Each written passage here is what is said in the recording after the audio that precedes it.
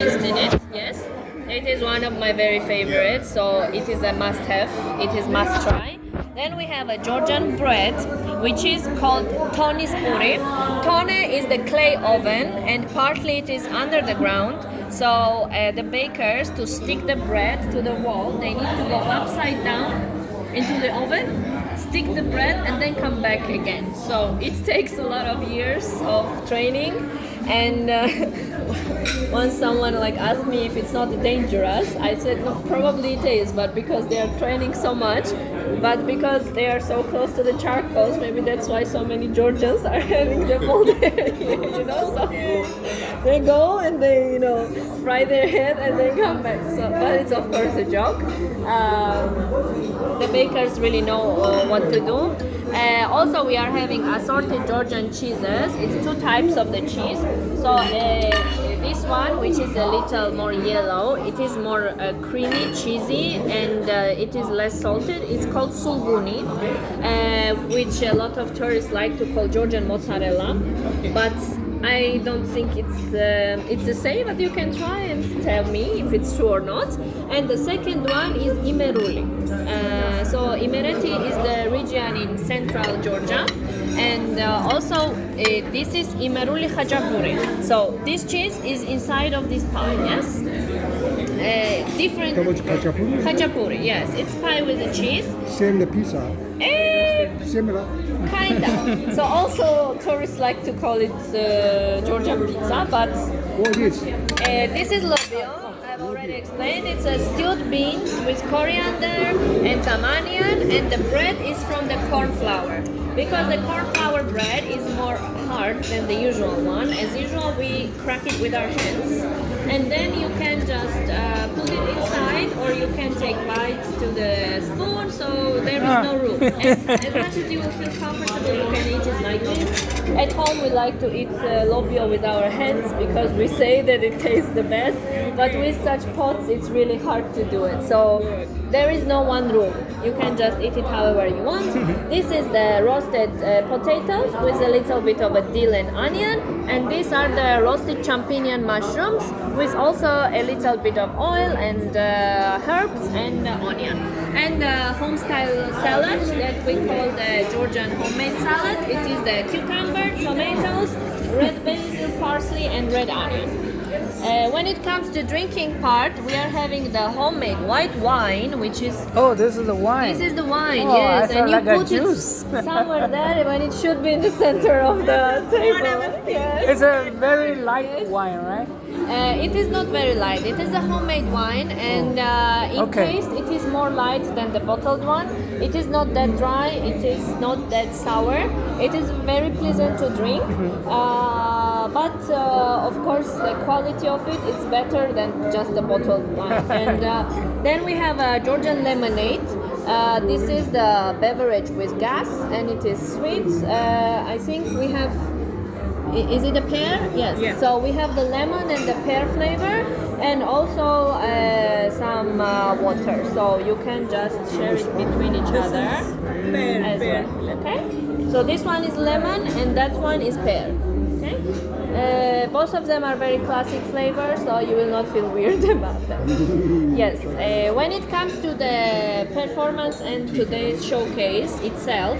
So our experience is, it is written, we start at 8, but today a little earlier, and it lasts till midnight because the restaurant is closing at midnight, and that's why we have it also till midnight. We will be having four dance showcases. We call it a showcase because it is not a full-time performance as in the theater or a concert hall. It is just a showcase to give you a glance to the Georgian culture, to the Georgian traditional dances, and to the old traditional clothing that we had in Georgia. Unfortunately, in today's everyday life, no one uses it, but I am very happy that, for example, during the weddings right now, more and more young couples are trying to intertwine the old Georgian clothing into their wedding.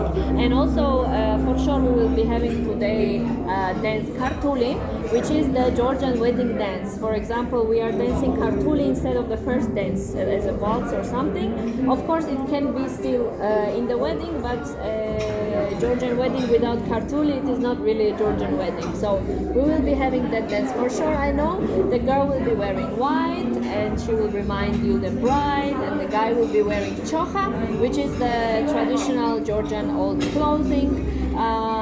Yes. What else? During the whole evening, we will be having the live music from our singers because we are having.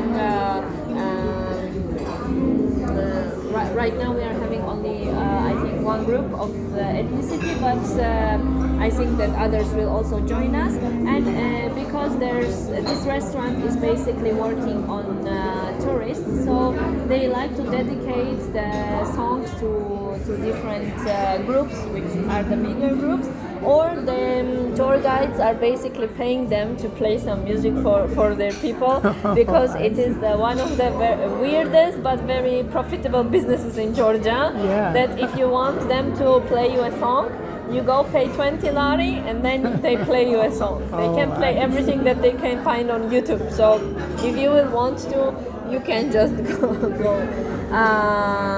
Yeah, so basically we say that the first 2 hours, so till like 10 p.m., we like to say that it's more like a warm-up, to enjoy your food, to drink a little wine, to wait till wine hits the head, and after 10 p.m. there's going to be more intense music to dance and etc. If the dance floor will be full, if not, then they will be making more stops, so people can say some toasts and get to know each other. And when it comes to the toasts, in Georgia we are having the very big and very strict tradition of toasting. You might know or not, a few months ago they actually found a piece of the clay pot that was dated 8,000 years ago. Whoa. And right now officially Georgia was the first country who made the wine. Oh, Yes. that's So that's why we also have a very long history of toasting. And today our table is small, but it doesn't mean that it is having the less meaning than the other ones. So we would call it in Georgia supra. And every supra needs its leader. Maybe you have heard about tamada, which is the toastmaster.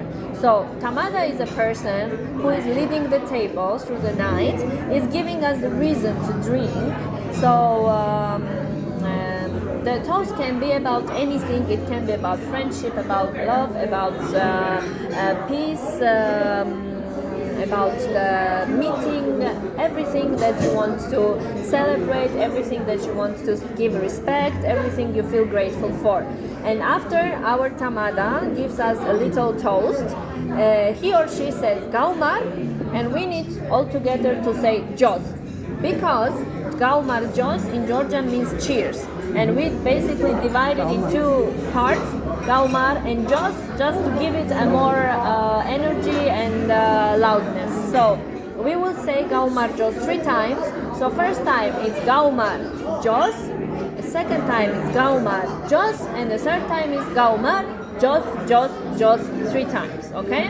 And we are having a little tradition to choose tamada from our guests. And I would suggest our beautiful woman that is one, and also it's her birthday today. Oh. So I would suggest you, darling, to be tamada. What do you think about it? Do you agree? But it's also some trick to make you feel more involved and intertwined. I will be helping you. Alright. Don't worry. I will be shouting with you. I will give you any ideas if you will need it. But I see it in your eyes that you will not need them. I think that you know what to say. You will stay here or Yes. you were somewhere? No, I will be with you. Oh, I you're will be gonna with you, don't eat worry. with us. Yes. Oh, Okay. good. So right now I will start to pour you the first glass of wine. After you're gonna help yourselves. But first one, let me be. I think you have to be one. Yeah.